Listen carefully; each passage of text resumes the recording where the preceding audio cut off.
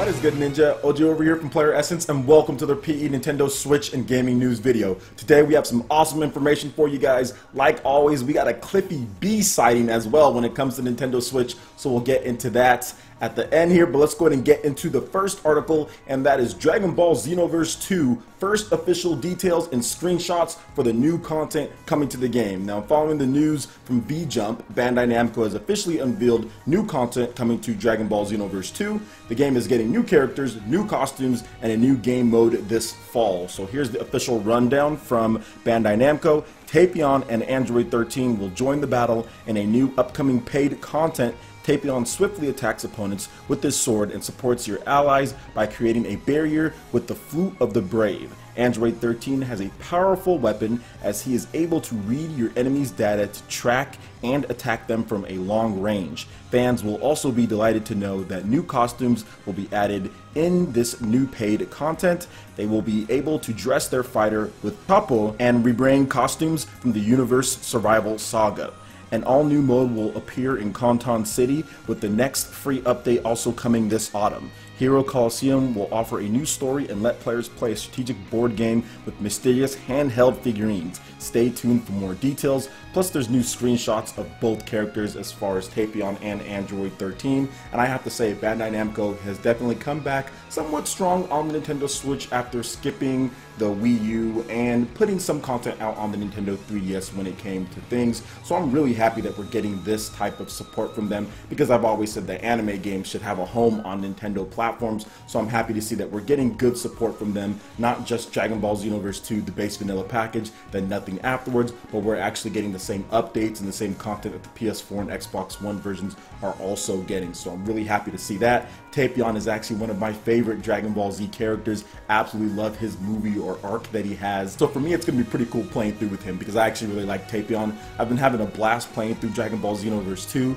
There's just been so many new games that have been coming out. It's been tough. Haven't really played it too much since Fire Emblem Warriors came out, but that game just dropped last week. So I'll definitely get back into Dragon Ball Xenoverse 2 at some point, probably later on down the line. But yeah, man, what do you guys think about this new content coming to Dragon Ball Xenoverse 2? Are you enjoying the game? Who are your favorite characters to play as? So far for me, I love Teen Gohan. He's probably my favorite character to play as in Dragon Ball Xenoverse 2. There's just something about that arc, that story, and Teen Gohan that really resonates with me, especially at the time that I was watching it as far as in my own life. So that's the reason why I really like Teen Gohan the most. So who are your favorite characters to play as? Let me know in the comment section below. Alright, and moving into something that could potentially be really hype for the Nintendo Switch going forward. The Sonic team dev really wants to make a brand new Samba De Amigo for the Nintendo Switch. So this is coming from a Eurogamer interview with Shun Nakamura, game designer and producer at the Sonic team. Here's the first question from Eurogamer. Speaking of the Nintendo Switch, I've got one in my bag. There are two controllers that come off. They've got motion control and HD rumble. You worked on Samba De Amigo. Have you ever thought that there might be a perfect match here? We could be playing Samba De Amigo right here, right now. Shun Nakamura had this to say: I really want to make Samba De Amigo for the Nintendo Switch. Eurogamer responded with, I wouldn't have to pay quite as much money as I did for the Dreamcast version back in the day too.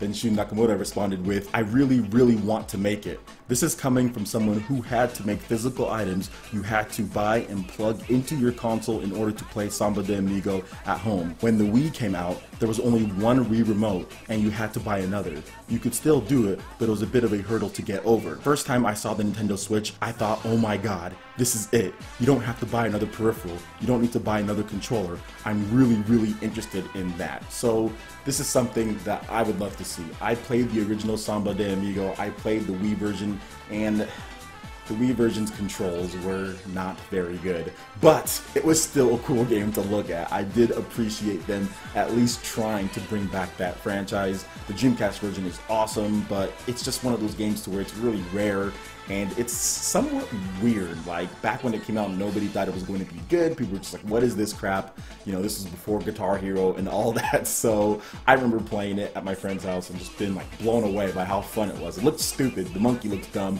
but I was still blown away by how amazing it played on the Dreamcast. And if they were able to bring that back with all of the cool music, add some new tracks in, great HD graphics, maybe some online play as well with a friend. Heck, even if they didn't do that, just local co-op with a friend, that would be absolutely amazing. Single player, I would just love for that to happen. So let's just hope it does.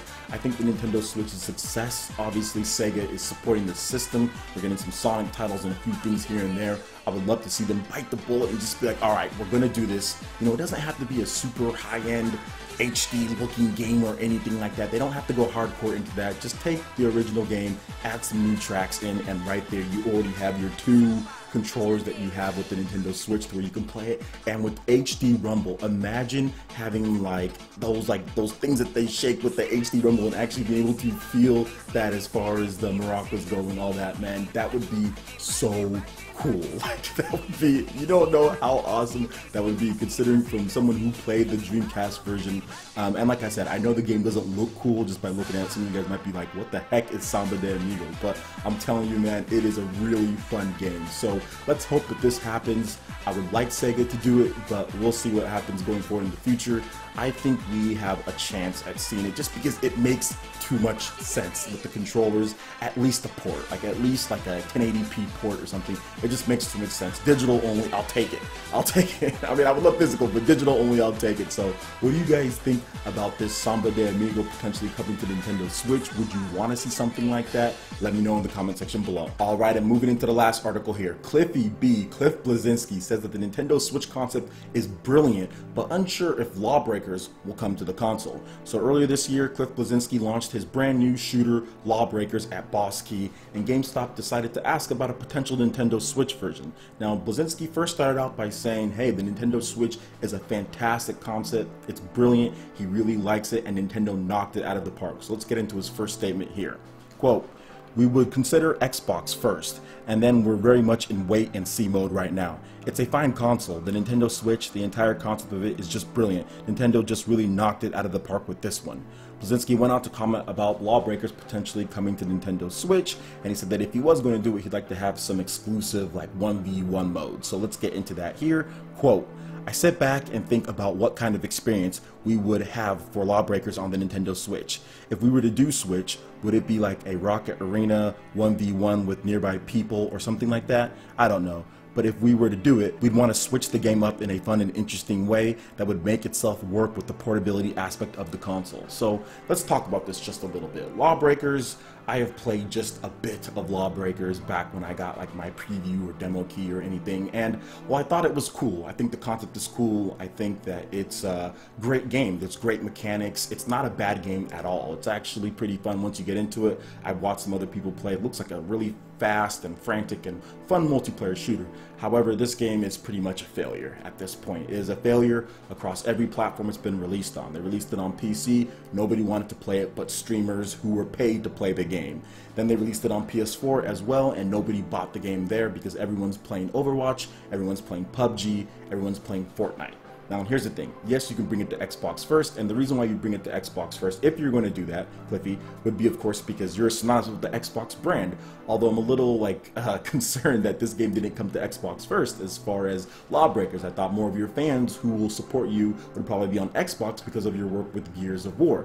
Now, that out of the way, I do feel that if you did bring it to Switch, I think that it would do a lot better than it would on the PlayStation platform. And the reason why is because the Nintendo Switch doesn't have a game like this. It doesn't have this type of first-person shooter, MOBA type of game, arena shooter type of deal. It doesn't have anything like that. So if you bring a high-quality game to the Nintendo Switch that other people aren't bringing, there's no Overwatch at this point, there's none of the other games, people will gravitate towards this if they can play it on the go, which they will be able to on the Nintendo Switch, and if it's optimized and good. If I were you, Cliffy, I would honestly think about that. Like I said, I'm not saying that he has to bring it or I'm demanding a port or anything. I'm just saying that there's a big opportunity to get into the Nintendo Switch before Overwatch, before all these other games do. There's no Fortnite, there's no PUBG, there's none of this other stuff that people are playing. Like, you have pretty much the market to yourself on the Nintendo Switch, and we've seen various other games hop into that market and have success. Street Fighter being one of them, selling over 500,000 copies, which is easily more than the PC and the PlayStation PlayStation 4 version of Lawbreaks combined, like easily way more, and we've seen many other games come out here and sell a lot more than Lawbreaks did